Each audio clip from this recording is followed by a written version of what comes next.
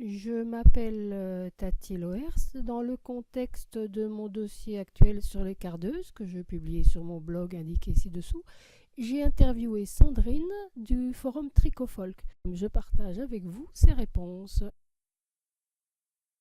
Alors je pense que sur une cardeuse électrique, même fine, ça doit être possible de carder de la laine épaisse. Parce que moi j'ai une cardeuse industrielle qui a une bonne vingtaine de rouleaux. Et j'ai pu carder de la solognote dessus, par exemple, que je classe pas laine fine. Et puis du mérinos, et puis du coton, et puis de la soie. Tu viens de dire 20 rouleaux. Une cardeuse industrielle, ouais. Donc ça veut dire que tu peux changer. Non, une cardeuse industrielle, c'est comme une cardeuse Strauch avec un énorme tambour. Mais ma cardeuse, elle est petite. Oui. Mais à la fois, le tambour doit faire 1,50 m de diamètre. Et il y a tout autour de ce tambour peut-être 10 plus petits rouleaux, avec chaque fois des tapis dans un sens ou dans un autre, et tout passe dans cette cardeuse. Oui, c'est industriel, mais qui d'autre que toi en France a... Ah si, il y en a d'autres, je suis pas la seule à avoir une cardeuse industrielle, c'est une petite échantillonneuse que j'ai, hein. Oui. Mais je carde tout dessus, c'est impressionnant. Donc, partie de ce constat, je pense que sur une cardeuse Strauch, une Fineste ou une série 200 la plus fine, électrique, tu peux carder aussi de la laine de pays. Avec les cardeuses à main, est-ce que j'aurai plus de souplesse au niveau des tambours ou bien c'est toujours le même principe, je n'ai qu'un type de peigne? Alors sur les cardeuses, tu as plusieurs types de cardeuses. Généralement, tu as les cardeuses, on va dire, avec peu de dents pour les laines rustiques, épaisses, et puis des cardeuses plus fines pour les laines plus fines. Oui. Mais moi, je pense que ça, c'est comme le commerce, une brouette, sa brouette. D'accord. Donc, les fabricants proposent plusieurs types de cardeuses en disant celle-ci, elle est pour la laine et celle-ci, elle est pour le coton. Mais dans le fond, celle qui a le plus de dents, pour moi, peut carder aussi du un peu épais. D'accord. Donc, je n'abîmerai probablement pas si j'écharpille très bien. Voilà, c'est ça. Si ta laine, les points de feutré, tu les retires. Si tu écharpilles, que tu ouvres bien ta laine, il n'y a pas de raison que tu abîmes ta cardeuse.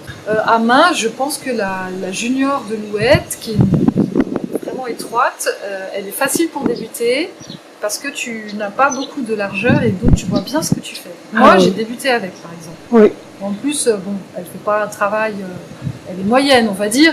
Ça vaut pas la Fineste de Strauch. Oui. Mais si tu fais 3 passages dedans, tu as un beau résultat. Même avec du mohair qui est réputé difficile à carder. Ok.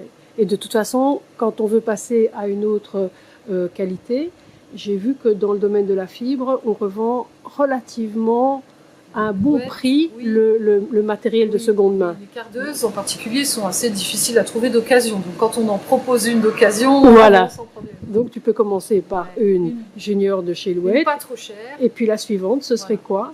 La suivante. Imaginons j'ai 3 ans de métier dans la fibre, maintenant je commence vraiment à faire beaucoup par rapport à mon vécu à moi, j'ai commencé avec les cardes à main, puis je suis passée à la junior de Louette, et puis ensuite je suis passée à la Fineste de Strauch.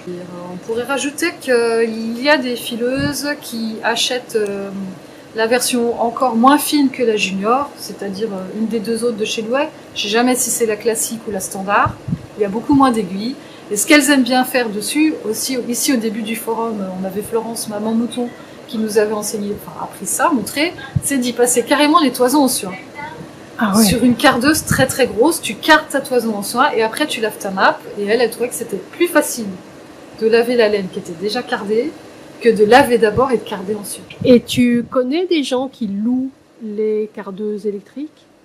Parce qu'on peut très bien s'organiser, une profane comme moi qui fait beaucoup de teinture malgré tout, pour tout carder en 3-4 jours.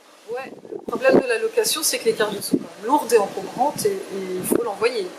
Une cardeuse à main, même la plus belle des motorisées, ne vaut pas une cardeuse industrielle. Ouais. C'est une version simplifiée des cardeuses industrielles. Et la dernière solution, c'est que une plus que profane, mettons une intermédiaire, elle peut faire carder en filature. Oui, mais il y a des quantités. Généralement, c'est 50 kg, le plus petit. Moi, j'ai une petite cardeuse industrielle. Bon, je m'en sers plus faute de place, mais elle est petite, on va dire. C'est une échantillonneuse.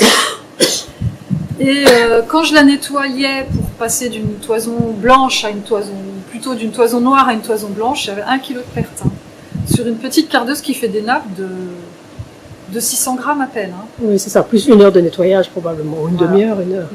Ouais. 1 heure et 1 kg de perte. Ok.